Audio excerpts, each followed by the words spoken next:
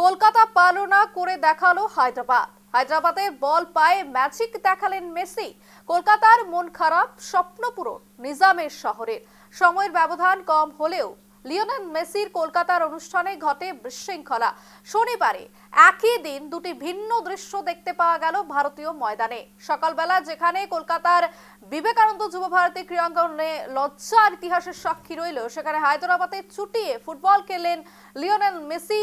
সেই ভিডিও ইতিমধ্যেই সোশ্যাল মিডিয়ায় ভাইরাল। হাজার হাজার টাকা খরচ হয়েছে এর জন্য আঙুল উঠছে মূল উদ্যোক্তা শতদ্রু দত্তর দিকে। এবার সর্বভারতীয় ফুটবল ফেডারেশন এবং ইন্ডিয়ান ফুটবল অ্যাসোসিয়েশনের এই বিজ্ঞপ্তি জারি করেছে যে দুই সংস্থা স্পষ্ট জানিয়ে দিয়েছে যে তারা এই অনুষ্ঠানের সঙ্গে কোনোভাবেই যুক্ত নয়।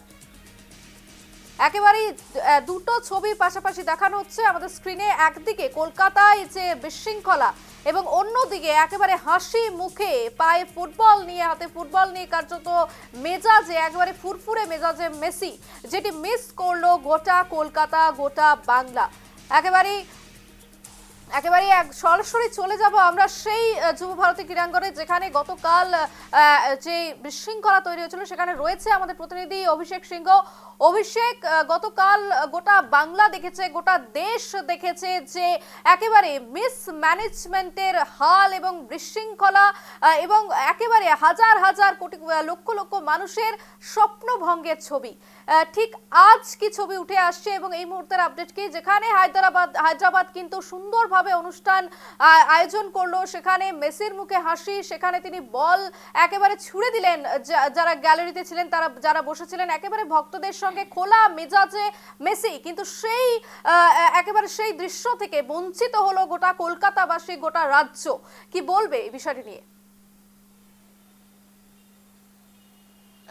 একেবারে দেখো, তুমি যেমনটা বলছিলে একদমই তাই। এখান থেকে যখনই বিশৃঙ্খলা সৃষ্টি হয়, একদম উত্তেজনা চরম আকার ধারণ করে, মেসি কিন্তু এখান থেকে বেরিয়ে যায়। এবং তোমাকে জানিয়ে রাখবো, তারপরে কিন্তু নিজের যে প্রাইভেট বিমান সেখান থেকে সরাসরি চলে যায় হায়দ্রাবাদে। এখানে যেরকম চিত্র আমাদের ধরা পড়েছে, সেখানে দাঁড়িয়ে কিন্তু হায়দ্রাবাদের চিত্রটা একদমই আলাদা।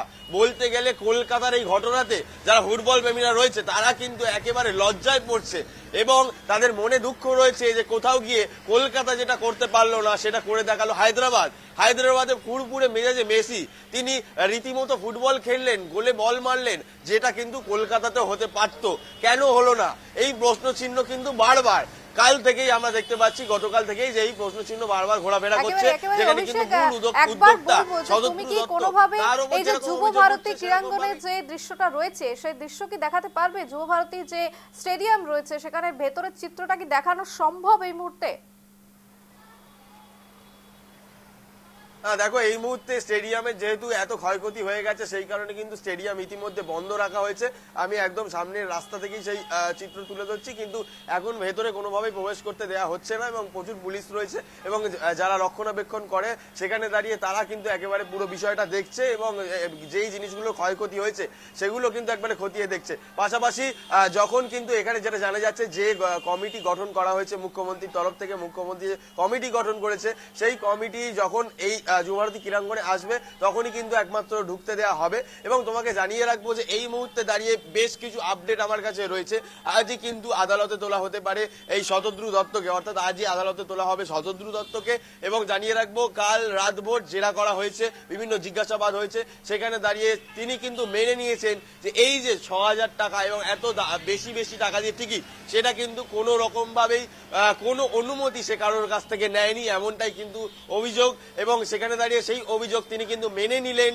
এবং তোমাকে জানিয়ে রাখবো যে ফেডারেশন এবং যে ফুটবল অ্যাসোসিয়েশন রয়েছে তারাও নিজেদের ঘাট থেকে দায়ভার ঝেড়ে ফেলে দিয়েছে, কারণ তাদের বক্তব্য যে তারা এই যে অনুষ্ঠান, এই অনুষ্ঠানের সাথে যুক্ত ছিল না এবং তারা কোনোভাবেই তাদের পারমিশন নিয়ে এই অনুষ্ঠান করা হয়নি। তো সেখানে দাঁড়িয়ে বলাই যেতে পারে চাপের মুখে শতদ্রু দত্ত আজ যেটা জানা যাচ্ছে আদালতে যখন তোলা হবে, তারপর পুলিশ তাকে আরো জিজ্ঞাসাবাদের জন্য নিজেদের হেফাজতে নেওয়ার একটা আবেদন জানাবে এবং তারপর আদালত কি রায় দেয় সেই দিকে নজর থাকবে। তবে দেখো, সত্যি বলতে গেলে মানে লজ্জার বিষয় কলকাতার মানুষের জন্য এবং রাজ্যের মানুষের জন্য যে কোথাও গিয়ে রাজ্যে মেসি এসে যেটা করতে পারতো বা যুবভারতী করতে পারতো সেটা কিন্তু করতে পারলো না। এবং অভিযোগ উঠে আসছে অরূপ বিশ্বাস, সুজিত বোস, বড় বড় নামি নামি নেতাদের নামে, যে তারাই নাকি তাদের ফ্যামিলি নিয়ে শুধু মেসির আশেপাশে ঘুরে ছবি তুলছিল। এবং সেখানে দাঁড়িয়ে একাধিক চিত্র দেখা যাচ্ছে, চেয়ার, সেখানের কার্পেট, যুবভারতীর একাধিক জিনিস কিন্তু সাধারণ মানুষ নিয়ে চলে যাচ্ছে টপ। কারণ তাদের বক্তব্য তারা 4,000-6,000 টাকা দিয়ে টিকিট কেটেছে,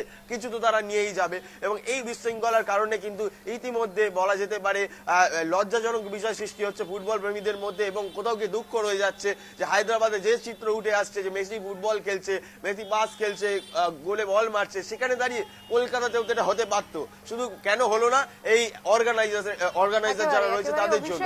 আর স্বাভাবিকভাবে অর্গানাইজারকে এবং এই যে মূল আয়োজককে তাকে কিন্তু কাঠগড়ায় তোলা হচ্ছে।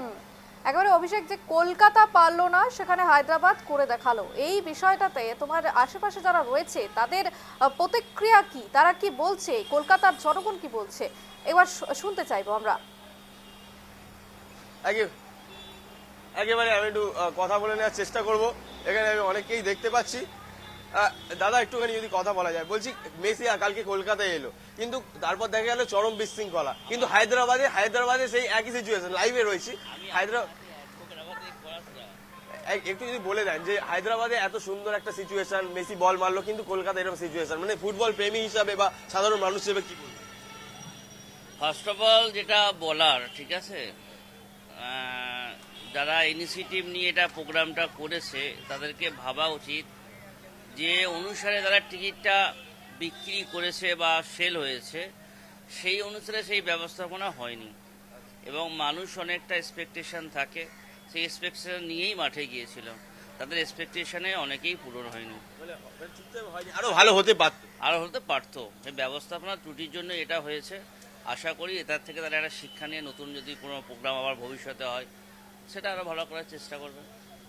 একেবারেই কলকাতার মানুষের বক্তব্য শুনছিলে এবং সেখানে দাঁড়িয়ে কোথাও গিয়ে স্পষ্ট হচ্ছে যে যেরকম হওয়া দরকার ছিল সেটা কোথাও গিয়ে কিন্তু হয়নি। আরো ভালো হতে পারতো, কিন্তু কোথাও গিয়ে সেই জিনিসটা হলো না। এবং সেখানে দাঁড়িয়ে মেসি কিন্তু হায়দ্রাবাদে যেই জিনিসটা দিতে পারলো সেটা কলকাতাতেও দিতে পারতো, কেন দিতে পারলো না সেই নিয়ে কিন্তু ইতিমধ্যে মূল আয়োজক তাকে কিন্তু গ্রেপ্তার করা হয়েছে এবং ইতিমধ্যে তদন্ত প্রক্রিয়া চলছে এবং আদালতে আজকে তাকে পেশ করা হবে।